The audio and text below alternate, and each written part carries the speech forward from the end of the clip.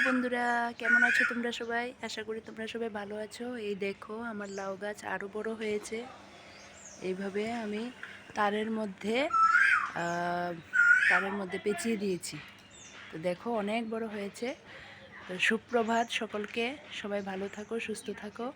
এখানে কোকিল ডাকছে, কোকিলের সুরে। এখানে হচ্ছে কুমড় ভাজা, কুমড় আর গাজর ভাজা।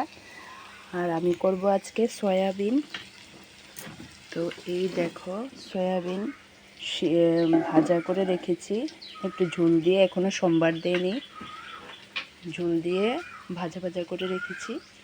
আর এখানে এই যে কুমড়ো কেটেছিলাম, পেঁয়াজ টেয়াজ যা আছে এগুলিও এখন পরিষ্কার করব। আর আজকে তো ডিউটি আছে, এখন চলে যাব রান্নাবান্না করে সব কিছু গুছগাছ করে ডিউটিতে। তো ধন্যবাদ সকলকে।